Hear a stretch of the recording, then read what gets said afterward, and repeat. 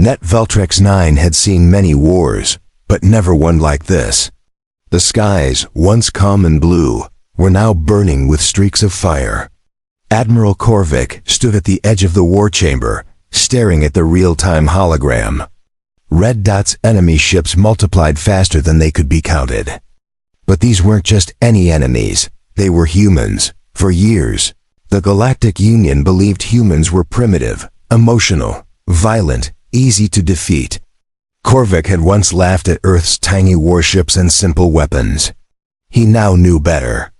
He had learned the hard way, the humans didn't just fight. They hunted. It started when the Union colonized a small moon near Earth's system. The moon held no special value until humans warned them to leave. The Council ignored it. What could one backward species do against the might of a 1,000-world empire? They sent 2 cruisers to scare Earth. Only one returned. What shocked them wasn't the destruction, but the silence. Humans didn't brag. They didn't negotiate. They didn't broadcast threats. They simply disappeared. And then returned when no one expected. They hit the Union's mining colonies first. Not with fleets, but with stealth. 12 stations. Went dark overnight. No survivors. No debris.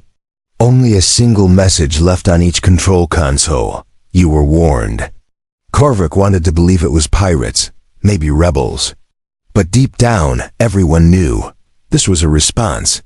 A cold, calculated message from a species they had underestimated.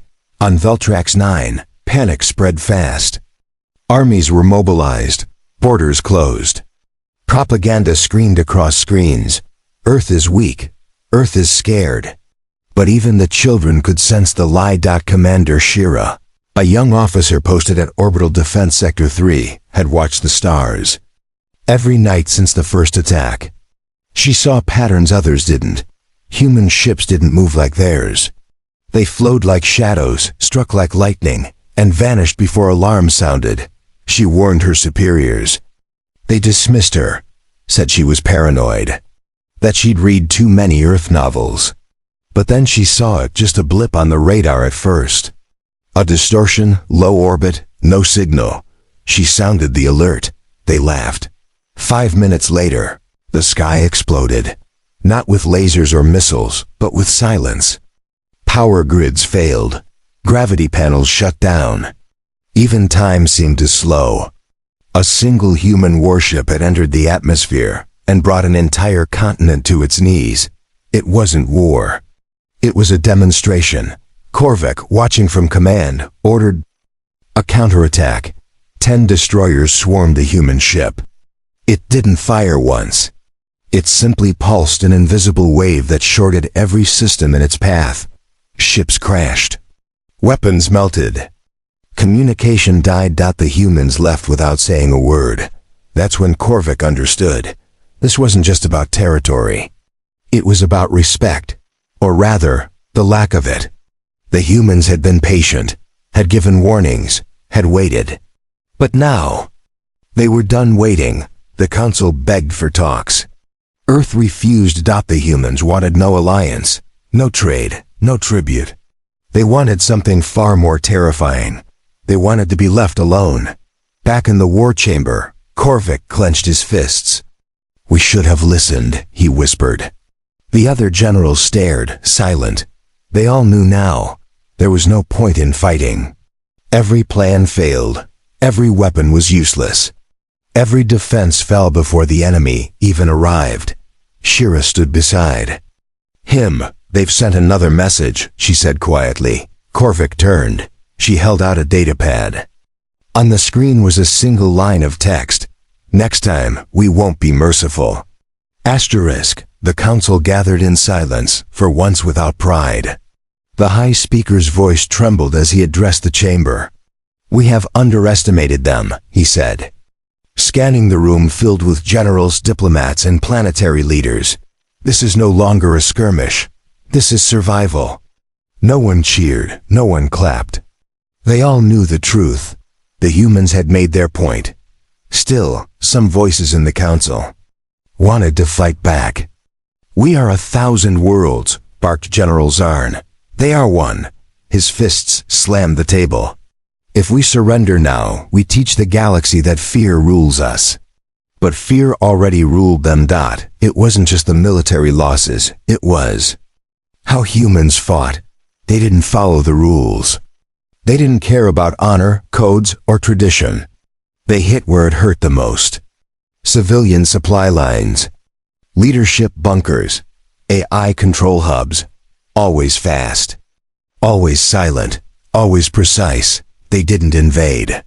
They dismantled. Commander Shira watched the arguments from the shadows of the chamber.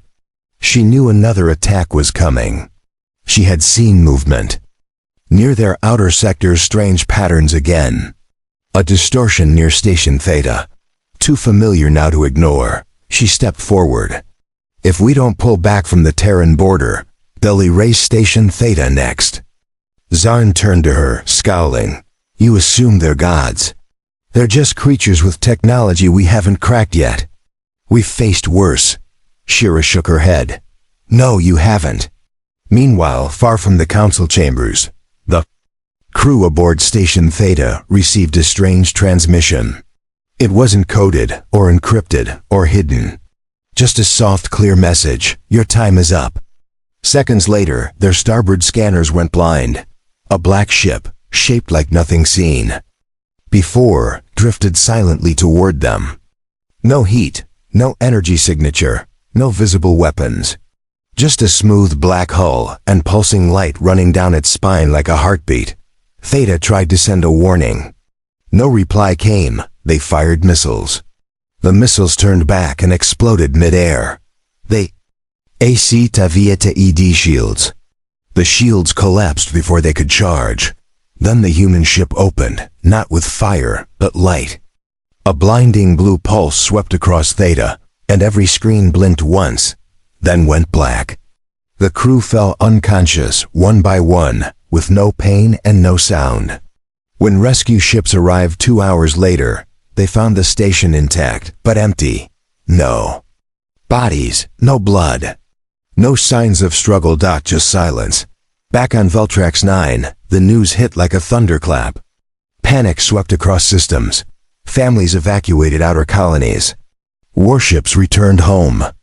Systems disconnected from Union networks, hoping isolation would protect them. It didn't. The humans didn't just target weapons. They dismantled infrastructure, automated factories, trade routes, satellites. In days, 10 sectors went dark. 100 worlds lost contact. Ships refused to travel anywhere near human-controlled space. The Union was bleeding, and no one could stop it. Korvac stood again in the war chamber. What do they want? He asked, voice hollow. Why? Destroy us, then leave no claim? Shira answered quietly. They warned us. All they ever wanted was to be left alone. Zarn wasn't ready to give up. We will build new ships, stronger ones. Our engineers are close to cracking their tech. If we get one of their ships, we can reverse engineer everything. Korvac's gaze turned cold. How many more worlds will burn before that happens? Shira stepped forward again. We should surrender. Or at least stop expanding. Withdraw all our forces from Terran space. Make a gesture. But it was too late. A new message came from Earth, broadcast in every known frequency. The face of a human appeared calm, expressionless, but tired. He spoke only 12 words. You ignored the warning. Now we will show you why we gave it. That was not a threat. That was a sentence. Kai over Vordax Prime turned red before the first alarm sounded. At first, citizens thought it was a sunset. Then the ground trembled. Buildings swayed. A deep hum filled the air. People looked up and saw something they couldn't explain. Clouds split open. A massive triangular ship, black as the void, emerged from above. It wasn't just big. It was terrifying. Its presence felt wrong, like it didn't belong to this universe. It didn't fire a single weapon, yet every system on Vordax shut down. Power failed. Water stopped. Air filters collapsed. Hospitals went dark. Defense turrets froze. No messages left the planet. No one escaped. By the time the Union received news, it was already over. Vordax Prime, a planet of 9 billion souls, was silent. No explosion, no smoke. Just complete stillness, and a message left behind, you were told. General Zarn slammed his fists on the strategy table. They're toying with us now. He shouted. They could have destroyed the planet, but they didn't. They're breaking our will. Korvac didn't respond. He just watched the data feed system after system going dark. No patterns. No warnings. Just ... disappearance. Like entire regions were being erased from the galaxy one by one. Commander Shira stepped in. We need to talk to them, one last time. No, Zarn growled. We don't beg. Korvac finally spoke. It's not begging. It's survival. Across the galaxy, fear spread faster than light. Soldiers deserted. Governors fled there. Posts, refugee ships clogged jump lanes. Union members began asking dangerous questions. Why didn't we listen to the humans? The council grew silent. Meanwhile, deep in Union command labs, scientists raced to understand human tech. They had recovered fragments from the edge of Terran space, bits of hull, strange alloy pieces, data cores that pulsed with unknown energy. But nothing worked. The material rejected scanners. Rejected gravity. Rejected everything. We're not dealing with advanced technology, one scientist whispered. We're dealing with something that evolved beyond ours. And still, Zarn pushed for war. We have one chance, he said. We attack Earth directly. Cut off the head, the rest will fall. It was madness, but some agreed. Desperation made even fools seem brave. Within days, a fleet of the Union's finest warships gathered near the Terran border, 70 ships, with millions of soldiers, all armed for one mission, to reach Earth, to strike first, to win the war. Korvac didn't go. Shira begged the council to stop them, but no one listened. The fleet jumped through the dark, crossing the boundary where Terran space began. The moment they entered, all 70 ships vanished from radar.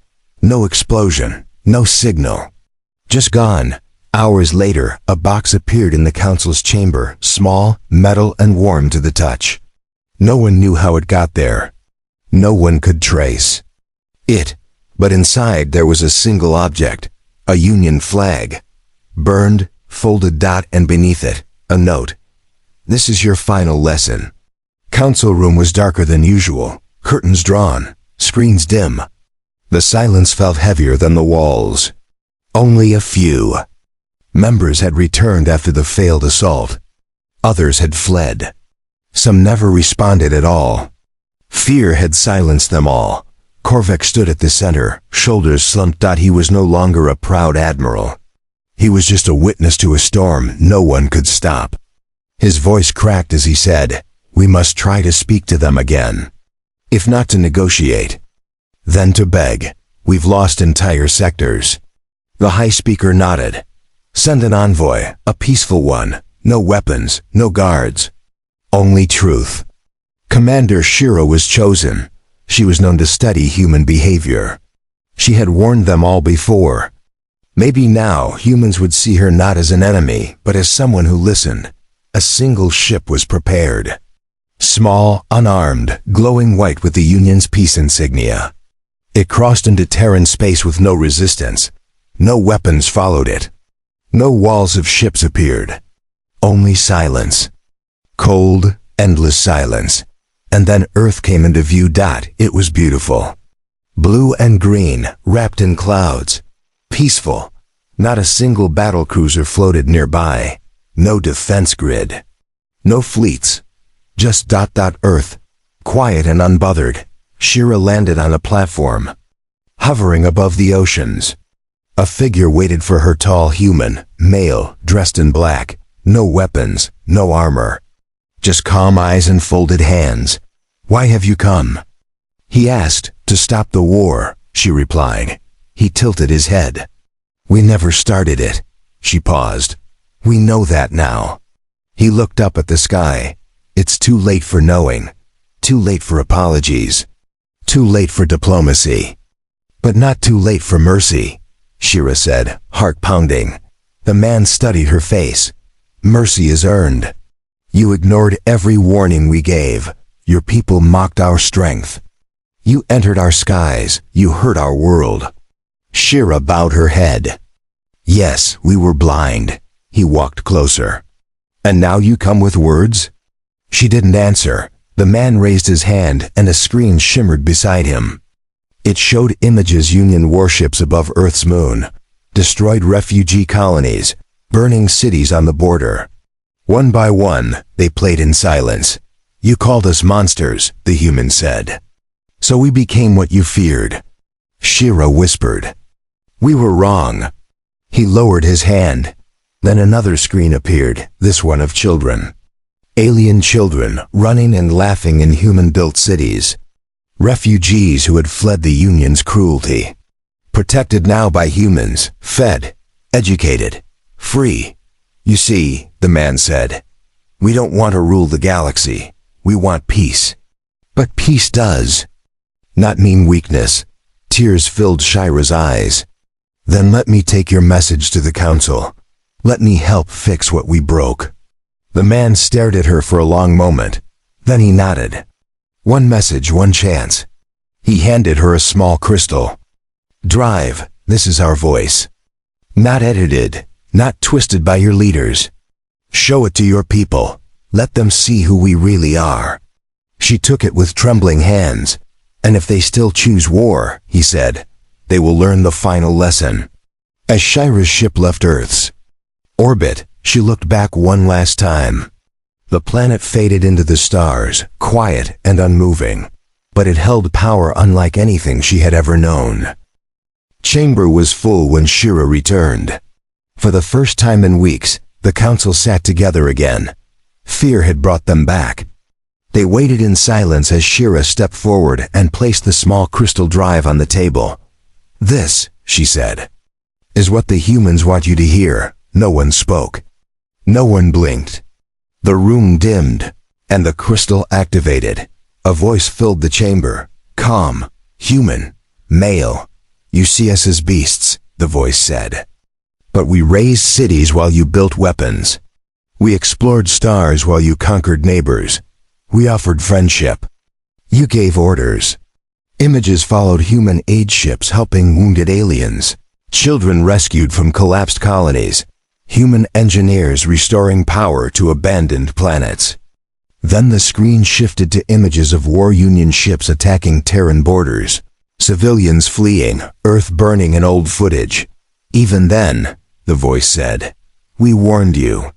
The final image was a simple phrase written in glowing letters. We don't want war, but we will never lose one. The chamber went silent again. Korvac stood first. They've done what we failed to do. They've shown restraint. But their warning is clear. We must choose. Zarn, gaunt and quiet now, didn't shout this time. He only muttered, they've already won. The high speaker looked to Shira. What do we do now? She answered softly. Leave them alone. Pull back. Declare Earth a sovereign power and block all movement near their space. Some members resisted. They still held pride. Others feared losing face in the galaxy. But most understood. After all they had seen, after all they had lost, they had no choice. An official decree was drafted. The Union would retreat from Terran space, dismantle military stations near Earth, and offer reparations for damaged colonies. The message would be sent to Earth through the same channel Shira had used. But even with that, peace wasn't guaranteed. That night, Shira stood on her balcony, staring at the stars. She wondered if the humans would accept their offer, or ignore it. She wondered if it was already too late. Would they forgive? Or would they finish what they started? Hours later, a single message arrived from Earth. It contained no speech. Number. Threat. No conditions. Just coordinates. A small moon on the edge of Terran space. Neutral ground. A place for a final meeting. The council debated. Was it a trap, a test, an invitation? Shira volunteered again. She traveled alone. When she landed, the human was already there, the same one who had handed her the crystal. He smiled. You chose well, he said. She bowed. We wish to make peace. He looked at the stars. Then peace you'll have. She dared ask, was there ever a moment when you considered wiping us out completely? He looked at her. Yes, many times. But we remembered something you didn't. What? That mercy is power too. Then he handed her another crystal. This time with coordinates, codes, and protocols. What is this? She asked. Instructions, he said. For building a future, not destroying one. As Shira left the moon, she carried not just hope, but a second chance. *E Council broadcast the peace announcement across all Union systems. Billions watched as Shira stepped forward, crystal in hand, and played the human message one last time. It was not a speech of dominance or revenge. It was a message of warning and of hope. To those who now understand, live, grow, learn, just not in our shadow. The galaxy changed overnight. Union fleets retreated from Terran borders. Military posts were shut down. Propaganda screens went black. Earth was no longer seen as a threat, but as something else entirely. A boundary no one dared cross. Trade ships avoided Terran sectors. Explorers redrew maps to mark Earth as untouchable. Students in war academies now studied human tactics, not to defeat them, but to understand their restraint. Historians called it the Silent Reckoning. And across thousands of worlds, a single phrase became law: never challenge the humans. But Earth didn't expand. It didn't invade. It didn't build an empire. It just watched. Shira returned to quiet service. Her voice became respected, her warnings remembered. One evening, she received a private message from Earth, a personal transmission from the human she had met on the moon. It was short. You saved more than your people. You helped us believe again. She never replied, but she saved the message forever. Korvac retired in silence. No medals, no memoirs, only a garden he tended by hand. He once told a reporter, "We built weapons, they built will. And that's why we lost." As years passed, the story became legend. Children asked, why didn't we just destroy Earth? The answer was always the same: because we tried. Still, some in the far reaches of the galaxy whispered. A new generation rising. Arrogant, forgetful, distant from the war. They questioned the old fear. They mocked the idea of a small blue planet holding such power. One of them even said, they can't be that dangerous anymore. And then, one day, those voices vanished. No war, no battles. Just silence. A diplomat arrived from a fringe world. Seeking help, their systems had gone dark. No messages returned. No fleets responded. He met Shira, older now, with silver hair and calm eyes. She looked at him and said the words etched into every corner of Union history. They learned the hard way.